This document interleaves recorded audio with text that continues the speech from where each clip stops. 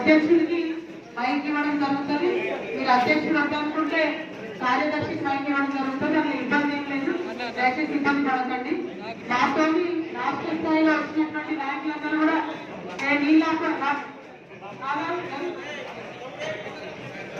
నాతో రాష్ట్ర స్థాయిలో వచ్చినటువంటి నాయకులందరూ కూడా అన్ని కుల సంఘాలకు రాష్ట్ర వ్యాప్తంగా వారు నాయకత్వం వహిస్తున్నటువంటి వాళ్ళందరూ ఇక్కడికి వచ్చిండ్రు. సో మనందరం కలిసి మన కోసం వస్తుంది కష్టం కలిగి ఇదేదో పబ్లిసిటీ మీటింగ్ కాదు, ఏదో ఎలక్షన్ మీటింగ్ అంతకన్నా కాదు. కలిసింది ఎందుకోసం అంటే బీసీలందరం కూడా ఒక్క గొంతుకలో మన యొక్క అంశాలను హక్కులను మాట్లాడాలనుకుంటున్నాం. కొంచెం హాల్ చిన్నగా ఉండొచ్చు, కాకపోతే అడ్జస్ట్ చేసుకుందాం. దయచేసి చైర్లన్నీ కింద ఉండే మా వాళ్ళు కింద కూర్చున్నామంటారంటే నేను ఏం చెప్పినంటే ఇది సభ కాదు, నేను మాట్లాడి వెళ్ళిపోయేది కాదు, మీ అందరితో మాట్లాడేయాలి, 2-3 గంటల టైం పడుతుంది. కాబట్టి ప్రశాంతంగా కూర్చోవాలని మీద పెట్టుకున్నాం. సో నా రిక్వెస్ట్ ఏంటంటే కిందకి చైర్లతో టైం పడుతుంది, వచ్చే వరకు సహకరించండి. వచ్చినాక సైలెంట్ ఒక్కొక్కరు కూర్చోండి.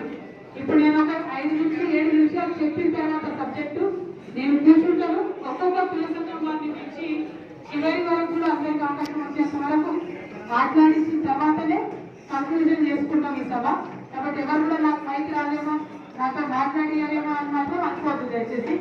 ముందుగా నాగర్ కర్నూలు ప్రజలకు, నాగర్ కర్నూలు జిల్లా మొత్తం కూడా తరలి వచ్చినటువంటి బీసీ సంఘ ప్రతినిధులందరికీ పేరు పేరున హృదయపూర్వకంగా అభినందనలు తెలియజేస్తా ఉన్నాను.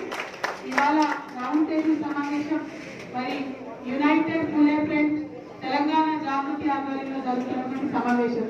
ఈ సమావేశంలో మనకు ఆత్మీయంగా మనతో పాటు పాల్గొనడానికి వచ్చినటువంటి గౌరవనీయులు ప్రజలు ప్రవీణ్ కుమార్ గారికి సాధారణంగా తెలంగాణ జాగృతి తరఫున మేము స్వాగతం పలుకుతా ఉన్నాం. మరి ఈ కార్యక్రమాన్ని దగ్గరుండి అన్ని కుల సంఘాలను కూడా కోఆర్డినేట్ చేసుకున్నటువంటి పెద్దలు వైకం శ్రీనివాస్ యాదవ్ గారు, అట్లానే అన్న కిరణ్ అన్న గారు, అట్లానే మరి చాలా మంది నాయకులు అందరూ కూడా కోఆర్డినేట్ చేసి నాగర్ కర్నూలు లోకల్ గా రాష్ట్ర స్థాయిలో వచ్చినటువంటి గొల్లం శివశంకర్ గారు, అట్లానే కొట్టాల యాదగిరి గారు, అన్న విజయేంద్ర సగల గారు, అట్లానే మన ప్రతి ఒక్కరు కూడా రాష్ట్ర స్థాయిలో వచ్చినటువంటి హరి గారు, పాలపుట్ట హరి గారు, ప్రవీణ్ గారు, నిమ్మల వీరన్న గారు, ప్రతి ఒక్కరు కూడా రాష్ట్రంలో బాలకృష్ణ గారు, దత్తాత్రేయ గారు, అందరూ గోపి సదానంద గారు, మొత్తం రాష్ట్ర స్థాయి నాయకత్వం అంతా కూడా ఇక్కడే ఉన్నారు. వారందరికీ కూడా ధన్యవాదాలు తెలియజేస్తా ఉన్నాను. రాష్ట్ర ఏర్పడుతుంది కొద్దిగా అక్కడ సైలెన్స్ ఉందా, ఒక 5 minutes ఇలాగేయండి. కుర్చీ చేస్తున్నాం, చాలా చేస్తున్నా వెనకాల దయచేసి అందరూ కూర్చోండి.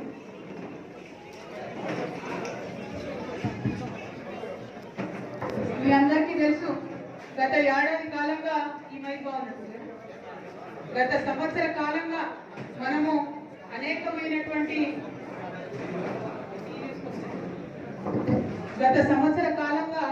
మనం కంటిన్యూస్ గా తెలంగాణ రాష్ట్రంలో కొత్తగా వచ్చినటువంటి కాంగ్రెస్ ప్రభుత్వం ఏదైతే కామారెడ్డి డిక్లరేషన్ పేరుతోని వాగ్దానం చేసిందో, ఏది 42% బీసీలకు రిజర్వేషన్ ఇస్తామని, అది సాధించుకోవడానికి 1 సంవత్సరంన్నర కాలం నుంచి మనం కంటిన్యూస్ గా ప్రయత్నం చేస్తున్నాం.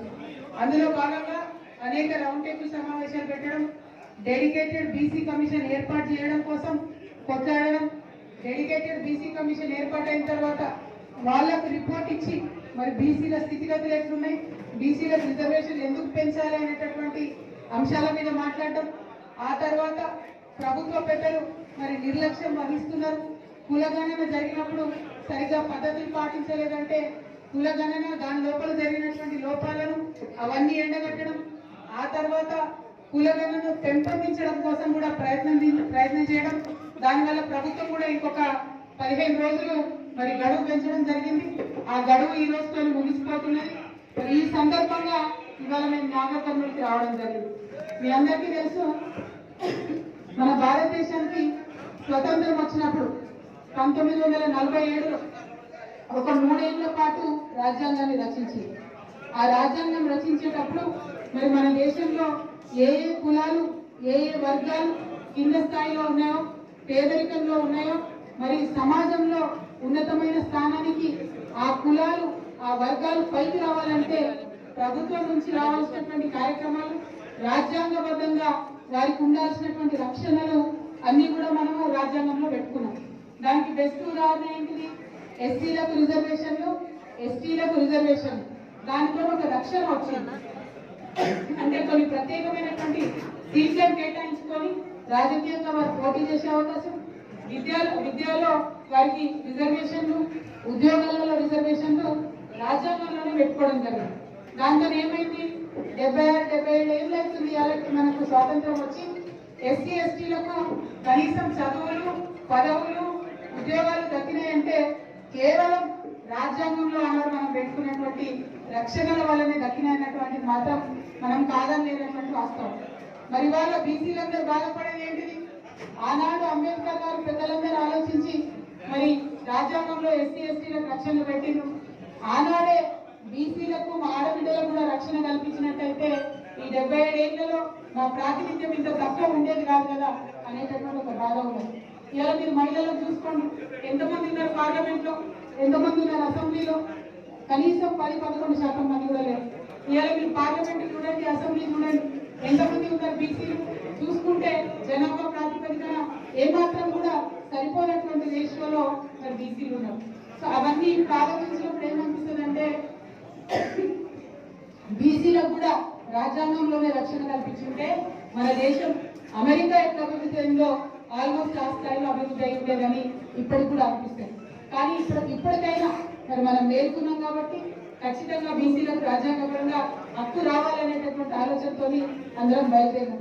మరి బయలుదేరిన క్రమంలో అడ్డంకి లేకుంటే మొదలు రాజ్యాంగంలో రక్షణ ఇవ్వాలంటే అసలు ఎంతమంది బీసీలు ఉన్నామో తెలియాలి.